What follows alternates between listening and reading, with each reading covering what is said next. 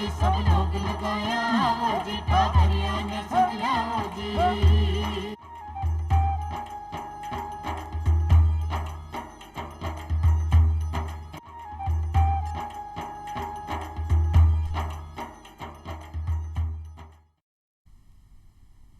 चोपाल देखभाळ सगळ्या ग्रामीण भाई बहना राम राम सा भाई बहना जी चौपाल रमा यहाँ पर रोजिना नवा नवा विषय ले रहता है करा और सावटी जानकारी हासिल करा। उन्हीं प्रकार आज भी अपनी चौपाल रमा आप एक न्यारो निर्बल और एक नवादु विषय ले रहता है करसे और खासा मैं तो जानकारी हासिल करसे। भाई बहना आपनो आज को विषय है ग्रामीण युवा और स्वरोजगार। आप सगला जानो कि रोटी कपड़ा और मकान ये आदमी की आधारभूत आवश्यकता है, लेकिन आपकी आवश्यकता की पूर्ति होने के बाद एक आदमी को एक समुचित विकसित स्टाइलिश जीवन शैली एक अच्छू जीवन जीवा को एक सपनों रहे और बिक के लिए सबसे महत्वपूर्ण आवश्यकता है अच्छी भी की रोजी वे रोजी या बिकन रोजगार बढ़िया है तो वो आपकी जिंदगी बहुत खुशहाल तरीका से जी सके है। और बी के महीने भी जी अपने जगह लोकप्रिय प्रधानमंत्री जी मोदी जी है वहां को एक सपनों है कि आपा नौकरी लेबाड़ा नहीं बन और लोगों ने नौकरी देबाड़ा बना और एक सबसे बढ़िया कोई माध्यम है वो है स्वरोजगार। तो आप गाँव के माए के प्रकार से अपना उद्योग धंधा स्थापित करा के प्रकार आपनो छोटो मोटो स्वरोजगार कर और बिन एक बड़ा लेवल पर ले जावा एक ही जानकारी आज आप प्राप्त कर और जिकी जानकारी लेकर अपने बीच पधारे हैं श्री परमानंद जी शर्मा साहब जिका उद्योग एवं वाणिज्य विभाग के मैंने संयुक्त कमिश्नर है और आज आपने चौपाल स्टूडियो में पधारिया तो आपको घणो घणो स्वागत है सर।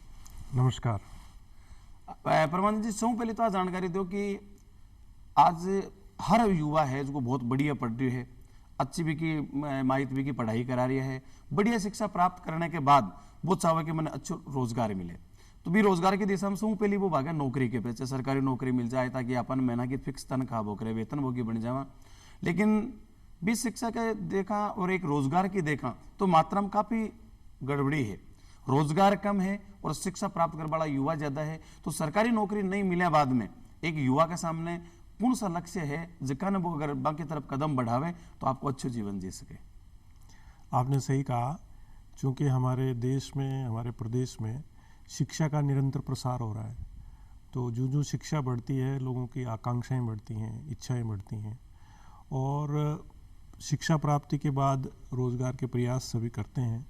लेकिन ये भी आंकड़ों से सिद्ध होता है कि जितने भी युवा शिक्षा प्राप्त करते हैं उन सबको न तो सरकारी नौकरियां देना संभव है और न निजी क्षेत्र में सब लोगों को वेतनभोगी कर्मचारी बनाना संभव है। इसका मतलब कुछ लोगों को स्वरोजगार के क्षेत्र में भी जाने से वो सब लक्ष्य हासिल हो सकते हैं जो उन्होंने अपने जीवन के बारे में सोचे हुए हैं।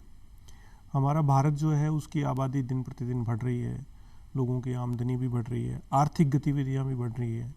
माननीय प्रधानमंत्री जी का जैसे लक्ष्य है कि देश की अर्थव्यवस्था को विश्व की तीसरी बड़ी अर्थव्यवस्था बनाएंगे, तो जो भी अर्थव्यवस्था बनेगी तो इसमें बहुत सारे अवसर स्वरोजगार के उत्पन्न होंगे क्योंकि लोगों को सेवाएं देने के लिए, उत्पाद देने के लिए बिजनेसमैन भी चाहिए।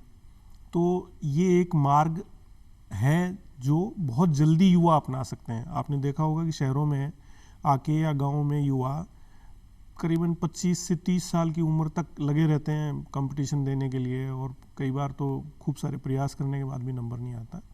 तो स्वरोजगार तो आराम से 20-21 साल की उम्र में भी जो ही स्नातक की शिक्षा पूरी हुई और वो यदि वैसा अवसर मिलता है तो प्रारंभ कर सकते हैं। तो और उसके लिए राज्य सरकार और केंद्र सरकार की बहुत सारी अच्छी योजनाएं हैं, पैकेज हैं जो सहारा देते हैं युवाओं को कि आप इस क्षेत्र को अपनाइए ताकि न केवल आप खुद रोजगार युक्त हों और साथ साथ कुछ अन्य लोगों को भी अपने साथ काम पे लगा सकें, तो ताकि ये बेरोजगारी का जो दंश है वो थोड़ा कम हो और सबको एक सम्मानित आजीविका मिले, पारिश्रमिक मिले और वो अच्छा जीवन बिता सकें। और एक मैं अभी है जी आपनो स्वरोजगार है तो आप अपनी टाबरा के लिए अपनी आगामी की पीढ़ियां हैं वहाँ के लिए भी एक बहुत अच्छे विकल्प, बहुत अच्छे व्यवसाय छोड़ जावा।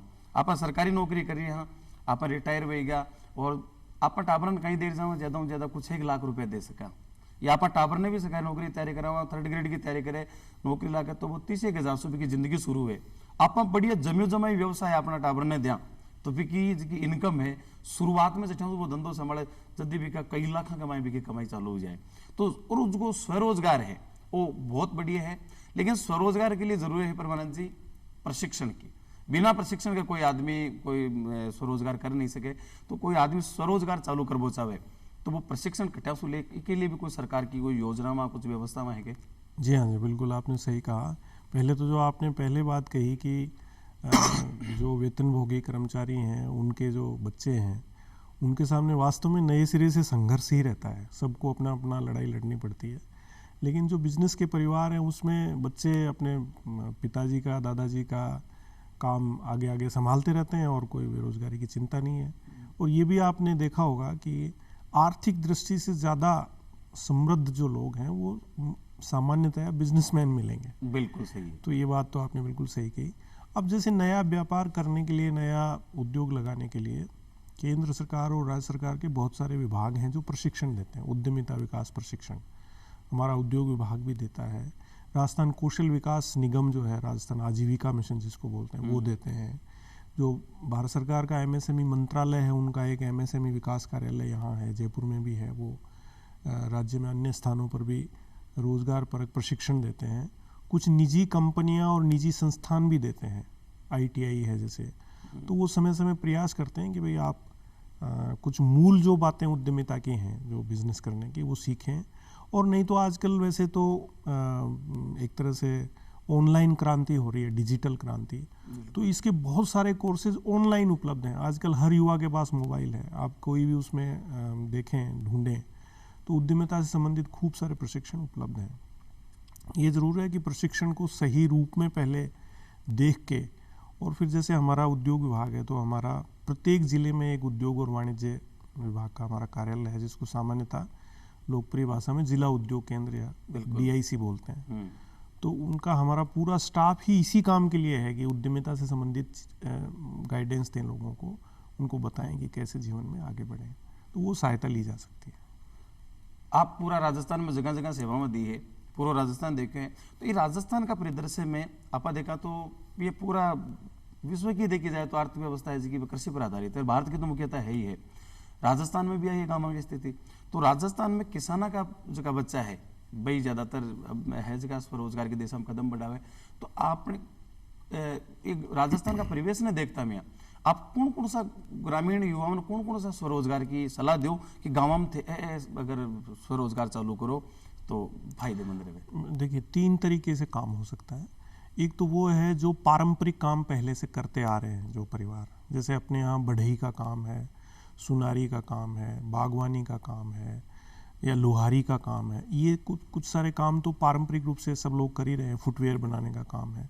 तो यदि किसी युवा का उसमें मन लगता है तो उसी काम को आगे बढ़ा सकते हैं, उसको नए रूप में भी कर सकते हैं। उसकी डिमांड खूब है और प्रशिक्षण की भी जरूरत कोई नहीं, वो ग्राउंड सीक्रेट हो रहे जी।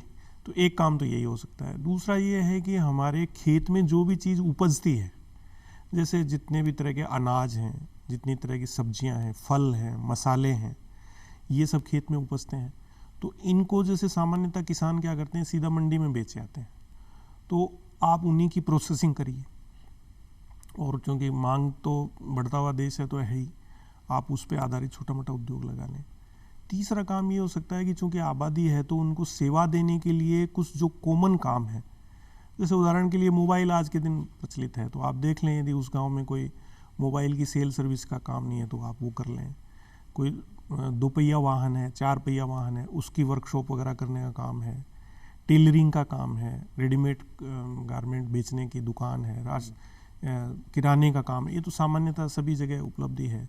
आजकल जैसे गांव में भी आरसीसी की छत डालने वाले के काम बहुत अच्छे हैं, तो टाइल्स का काम, और ये मांग आधारित काम है। बिल्कुल। जो हमारी आबादी की आमदनी बढ़ती है तो लोग एक स्तर जो ऊंचा उठता है तो अच्छी सेवाओं की, अच्छे उत्पादों की मांग बढ़ती है।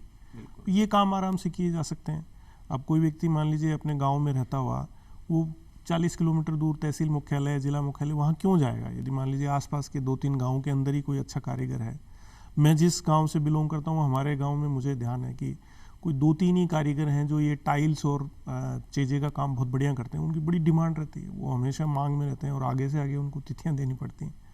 तो ये काम आराम से हो सकते हैं, काम की कोई कमी नहीं है। थोड़ा ये ज़रूर दिमाग लगाना चाहिए कि वास्तव में जो काम चल सके, जिसकी मांग हो, वो ही करें। पहले से ही जिस चीज़ के मान लीजिए 10 दुकानदार हैं, वही काम आप कर लेंगे तो प्रतिस्पर्धा में टिक नहीं पाएंगे। कहने का मतलब पहले बाजार को अध्ययन करो जी। की चीज की डिमांड है, एक की कमी है, ताकि आओ काम आप शुरू करा, तो फिर आपका जगह विभाग है भी के माध्यम से वो प्रशिक्षण प्राप्त कर ले और फिर आपको स्वरोजगार खड़े कर सके। अब वो शिक्षा भी प्राप्त कर ली, प्रशिक्षण भी ले लियो, लेकिन स्वरोजगार के लिए जी कुछ औजार उपकरण, कुछ मशीन आदि कुछ खरीदना पड़े, उद्योग धंधो लगाना पड़े, जगह की भी आवश्यकता पड़े, तो बिना धन की आवश्यकता पड़े। अब धन की जी की आवश्यकता एक ही की कमी है, और गाँव में तो मोटी समस्या है, तो यह कमी सरकार दूर करवा में किस प्रकार से आपकी मदद करे?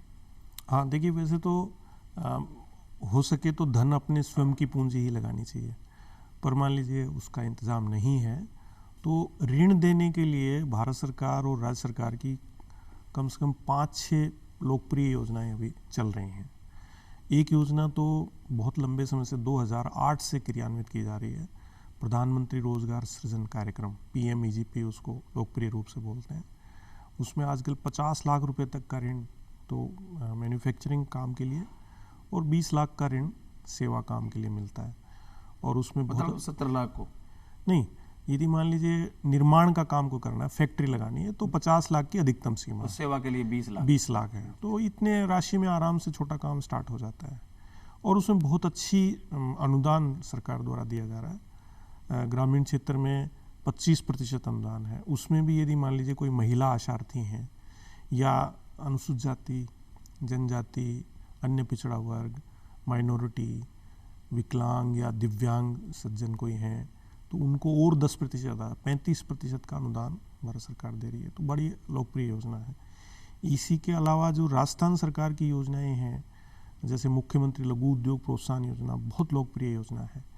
उसमें 25 लाख रुपए तक के ऋण पे 8% ब्याज की छूट है, वो बड़ी अच्छी योजना है। एक मुख्यमंत्री युवा उद्यम प्रोत्साहन योजना है, वो अभी अपने यहाँ चल रही है। एक इसके अलावा एक बाबा साहब अम्बेडकर जी के नाम पे SC/ST युवाओं के लिए एक बहुत लोकप्रिय योजना है। इसके अलावा केंद्र सरकार की अभी भी माननीय प्रधानमंत्री जी के नाम पे PM विश्वकर्मा योजना प्रारंभ हुई है। उसमें भी 1 से 2 लाख रुपए का ऋण प्लस प्रशिक्षण प्लस अनुदान, ये सब चीज़ों का प्रावधान है। और ये जो पारंपरिक काम करने वाले लोग हैं, इनके लिए वो ऋण और उसकी व्यवस्था है। तो ये योजना अभी प्रारंभ भी हुई है और इसके बड़े अच्छे नतीजे हैं। पिछले 4-5 साल से एक मुद्रा योजना भी चल रही है, जिसमें 10 लाख रुपए तक का ऋण है बिना किसी सिक्योरिटी के। तो जिस भी योजना में आपका काम फिट होता हो, जहां आपको ठीक लगे, वो जिला उद्योग केंद्र में जाके परामर्श करके आप उसका फॉर्म भर सकते हैं और आराम से उसका काम हो जाएगा। फिर उसको ऋण है वो कठे मिले, किस प्रकार से मिले और क्या आसानी से मिल सके है कि बैंक से अपन संपर्क करा तो, या बैंक से अपन लोन मिल जाए, इसके लिए अपन कहीं कहीं एहतियात रखा कि अपन जाता ही अपन अप्लाई करा अपन मिल जाए? हाँ देखिए, ऋण तो आजकल सारा ऑनलाइन है। समस्त योजनाओं के अपने अपने ऑनलाइन पोर्टल हैं और उस पर बहुत ही कम डॉक्यूमेंट चाहिए। आपका जैसे आधार कार्ड है, शिक्षा कितनी प्राप्त की है वो एक कार्ड है, मान लीजिए किसी जाति विशेष से संबंध रखते हैं तो उसका कोई प्रमाण पत्र है तो वो देना है। एक काम जो करना चाहते हैं उसका एक प्रोजेक्ट रिपोर्ट बनती है सामान्यतः 4-5 पेजेस की, वो यदि खुद बना सकते हो तो बना लें, किसी प्रोफेशनल की सहायता ले लें, वरना हमारा जो जिला उद्योग केंद्र है उसके अधिकारी कर्मचारी उसमें मदद करते हैं, वो ले लें। नेट पे भी खूब सारे मॉडल उपलब्ध हैं, वो ले लें और इसको ऑनलाइन भर दें। मान लीजिए ऑनलाइन खुद नहीं सक्षम है तो जो निकटतम ई मित्र केंद्र है, अपने यहाँ आजकल हर गांव में, हर शहर के किसी वार्ड में ई मित्र केंद्र की बहुतायत है, वहाँ से उसको अपलोड कर दें और उसमें अपना संपर्क नंबर वगैरह सब दे दें। तो फिर जो हमारा जिला उद्योग केंद्र है उसकी जांच करके यदि उसमें कोई कमी होगी तो आपको मैसेज से या फ़ोन कॉल से बता देंगे कि भाई आपकी ये कमी है, इसको आप दूर करिए, और कमी पूर्ति के बाद में वो फॉर्म बैंक में चला जाता है। अब बैंक में ये बात आपकी सही है कि बैंक में तो पैसा जनता का है, वो जो पैसा लिया उसको वापस चुकाना भी पड़ेगा। तो बैंक ऋण देते समय कई एहतियात बरतते हैं। जैसे वो एक तो ये देखते हैं कि वास्तव में जो ऋण लेने वाला है वो सीरियस है कि नहीं, वो वास्तव में गंभीर है, काम करने का इच्छुक है कि नहीं। तो उस व्यवसाय के बारे में बैंक के जो ऋण अधिकारी हैं वो उनसे कई सारे सवालात करते हैं, उनकी कहाँ बिजनेस करना चाहते हैं वो जाके मौका मुआयना करते हैं, उनका पिछला परिवार का कोई हिस्ट्री है, सिबिल स्कोर एक होता है जिसमें कोई डिफ़ॉल्टर तो नहीं है, वो सारी चीज़ें देखते हैं। और वो देखने के बाद में यदि ठीक ठाक हैं तो वो दे देते हैं ऋण, क्योंकि ऋण की योजना है सरकार की, उसकी तरफ से अनुदान आ रहा है। ऋण लेकर के आप अनुदान का वहन करें, अपना बिजनेस चलाएं और उनको किस्तों में वापस भेजते हैं। सामान्यतः 3 से 5 साल की किस्तें होती हैं, तो प्रत्येक युवा इसका लाभ ले खूब सारे हज़ारों युवा ले भी रहे हैं ऑलरेडी। जैसे इन सारी योजनाओं में एक साल में अंदाजन करीबन 12-13 हज़ार लोग तो हमारे उद्योग विभाग से ही ले रहे हैं। अन्य विभागों की भी योजनाएं, जैसे महिला बाल विकास विभाग की एक योजना अलग है महिला उद्यमियों के लिए, और कुछ विभागों की योजनाएं हैं स्वरोजगार के लिए, तो खूब कोई कमी नहीं है। कहने का मतलब जी प्रधानमंत्री जी को सपनों है कि आप जल्दी ही भारत ने तीसरी बड़ी अर्थव्यवस्था विश्व की बना से, और बी की दिशा में यदि अपन कदम बढ़ाना है तो अपन पहलो कदम अपने स्वरोजगार की दिशा में होना चाहिए। और सरकार साथ खड़ी है, सरकार का जो विभाग है वह अपनी पूरी मदद कर रही है, और बैंक ने भी पूरी ताकीद करे कि समय पर बने ऋण मिले, और साथ में अनुदान भी मिल रही है। अनुदान को जब लाभ मिले तो निश्चित रूप से आप अपना रोजगार ने एक निश्चिंतता के साथ आप प्रारंभ कर सका। एक आप बताए प्रधानमंत्री रोजगार सृजन कार्यक्रम, तो वो कार्यक्रम का बारे में थोड़ा विस्तार से बताओ कहीं। ये देखिए ऋण लेने की सबसे पुरानी योजना है और बहुत ही अच्छी योजना, बहुत लोकप्रिय योजना है, सबको इसके बारे में पता है। पूरी तरह से ऑनलाइन है, कोई इसमें इंटरव्यू नहीं है, पारदर्शी एकदम, पूरी तरह पारदर्शी। आपने यदि दस्तावेज पूरे जमा करा दिए तो आपको ऑनलाइन ही पता चल जाएगा कि मेरा फॉर्म किस स्थान पे है, और आपने जो बैंक भरा उसमें उसी बैंक की ब्रांच में वो फॉर्म चला जाएगा। और जो ही आपने बैंक की फॉर्मेलिटी पूरी की तो बैंक लोन सैंक्शन कर देता है। लोन सैंक्शन करने के बाद में एक ऑनलाइन ट्रेनिंग होती है। वो ट्रेनिंग में ये है कि आपको ऑनलाइन कुछ प्रशिक्षण के लेक्चर सुनने हैं और कुछ सवालों के जवाब दे करके वो परीक्षा पास हो जाती है। 6-7 दिन की है। तो उसमें मूल रूप से यही बताते हैं कि भाई बिजनेस को करने के लिए क्या क्या सावधानियां रखनी है, कौन कौन से कानून देश में लागू होते हैं बिजनेसमैन पे, आयकर कानून क्या है, कोई पैकेजिंग से संबंधित क्या सावधानियां रखनी चाहिए, सेल्समैनशिप कैसे करनी चाहिए, ग्राहकों से व्यवहार कैसा करना चाहिए, ठंडा दिमाग कैसे रखें। ये बिजनेसमैन में बहुत ज़्यादा जरूरी है, शीतलता चाहिए कि हाकिमी गरमाइश और माजनी नरमाइश में चला करे हमेशा। ये सब बातें उसमें बताते हैं। जब प्रशिक्षण पूरा हो जाता है तब उनको जिस हिसाब से उन्होंने प्लान बना के दिया उस हिसाब से किस्तों में पैसा मिलता है। मान लीजिए किसी ने कहा साहब मुझे पहले मशीनें खरीदनी है, या मान लीजिए उससे पहले भवन बनाना है, तो भवन का जितना पैसा है वो किस्तों में बैंक उनको देंगे, और जितना अनुदान मिलने वाला होता है उसके बराबर लोन वितरण होते ही जो बैंक शाखा है वो इस अभ्यर्थी की तरफ से भारत सरकार को अनुदान के लिए अप्लाई करेंगे। वो अनुदान सामान्यतः 1 सप्ताह के अंदर उनके खाते में आके क्रेडिट हो जाता है, बैंक के ही एक पृथक खाते में। और जिस दिन अनुदान आता है उस दिन से उस पर ब्याज लगना बंद हो जाता है उतने ऋण पर। वो 3 साल बाद में वो एडजस्ट होता है। तो ये प्रक्रिया है और ये बड़ी अच्छी योजना है यार, बहुत ही सफल योजना है, इसका लाभ लेना चाहिए। और गाँव का पर रोजगार की दिशा में देखा तो देखो गाँव में परंपरागत व्यवसाय भी खूब है। जी हाँ, चमड़ा का काम कर बड़ा है, मिट्टी का बर्तन, मिट्टी का कई प्रकार का खिलौना जिके ना आप टेराकोटा कला बोला वह है अपने जिके बुनकरी को काम है, कपड़ा बनाना, चटाई गलीचा बनाना, एको भी काम गाँव का मैंने खूब है। एक साथ साथ जी हाँ आप बताया ज्वेलरी को काम है, आभूषण आदि बनाना को सुनारी को काम है। तो एज का अपना गाँव का परंपरागत धंधा है, एज विकसित हो सी और स्वरोजगार का ये युवा अपनी इच्छा कर और बिना आपका रोजगार का रूप में अपना सी, तो एक बड़ी बात तो है उसी कि उस शहर की तरफ जो पलायन हो रही और रुक सी, और गाँव में जब आकी इकाइयाँ लाग सी, उद्योग लाग सी, तो गाँव की अर्थव्यवस्था बढ़ सी, तो लोग शहर की तरफ क्यों जाएला, बाजार खुद चाल रहा काम की तरफ जासी फिर कि गाँव में इतनी बढ़िया चीज़ें मिल रही है तो आप बठे ही चला। और अगर आप बहुत बढ़िया चीज़ की गाँव में मिले जी, उदाहरण के रूप में लोहागढ़ जी को अचार फेमस है तो लोग बटे जाए ना वो अचार जरूर ले रहा होगा। लोहागढ़ जी को भूसावर को अचार प्रसिद्ध है तो आप ले रही आवा, तो आप गाँव की इनकी ब्रांडिंग कर दें, ब्रांड वैल्यू बना देंगे, आ चीज़ भी फलाना गाँव की बढ़िया है, आप बटे ले भाई चला। तो ऐसे का गाँव का परंपरागत धंधा है। एक लिए आप एक विश्वकर्मा योजना बताई, एक का बारे में आप जरूर बताओ। हाँ, पीएम विश्वकर्मा योजना अभी प्रारंभ हुई है करीब 3-4 महीने से, और इसका बहुत अच्छा प्रचार प्रसार हो रहा है। इसमें ग्राम स्तर से उनको युवाओं को एक तरह से पहचान मिलेगी। ग्राम सरपंच महोदय भी उसको एंडोर्स करेंगे। और ये जितने पारंपरिक काम हैं, करीबन 13-14 काम है उसमें, बढ़ई का, सुनारी, लोहारी का, ये जितने टेक्निकल काम है, तो इनको 1 लाख से 2 लाख रुपए तक का ऋण देंगे। मतलब ये छोटो व्यवसाय है, अनुदान तो देंगे। भी कमाने छोटो ये, और एक में ज्यादा उजारा की भी जरूरत कौन पड़े। जी आप बताया आपके एक जहाँ परंपरागत केस कला को काम है, तो भी कमाए कोई ज्यादा औजारा की जरूरत कौन पड़े। ये प्रकार सुनारी को काम है, बी में भी ज्यादा, तो बी में एक घर में प्रशिक्षण मिला, एक पुश्तैनी प्रशिक्षण है, पिताजी के ना सीख ले, दादाजी के ना सीख ले, तो इन छोटो लोन मिले। हाँ तो वो बता रही है, आप बताओगे। हाँ, तो ये इसका मतलब ये जैसे जो कल्पना जो है इस योजना की वो ये है कि ये जो पारंपरिक काम करने वाले जो लोग हैं, ये अपने धंधे के साथ सम्मानित जीवन जिए, और उसमें कोई पूंजी की कमी है तो ये योजना का लाभ लेके उसको थोड़ा सा आधुनिक रूप दें। जैसे क्या होता है कि सम्मान कई बार पैसे से जुड़ा हुआ है। जब पर्याप्त आमदनी होगी तो उदाहरण के लिए नाई का काम है जैसे, तो आधुनिक मशीनों के साथ में यदि कोई बढ़िया पार्लर बना दिया तो बहुत सारे युवा और सभी लोग अच्छा पैसा दे के काम करवाते हैं। और मान लीजिए पूंजी की कमी के कारण आपने एक खोखा डाल दिया और उसमें बस एक कुर्सी है और थोड़ा ठीक माहौल नहीं है, तो कई लोग जाते ही नहीं है, फिर वो कहीं दूर चले जाते हैं।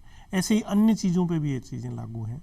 तो सरकार का प्रयास ये है कि जो भी आपके पास उपकरण हैं उनको आप नवीनतम लेके आइए, नई डिज़ाइन के साथ, आधुनिकता के साथ, और उनको एक नया रूप दें ताकि आपके पास पर्याप्त पैसा आ सके और आप उसके साथ न्याय कर सकें। और डिमांड की कोई कमी नहीं है। जैसे उदाहरण के लिए अपने यहाँ पुराने टाइम में मटके बनाने का काम लोग गांव में करते थे।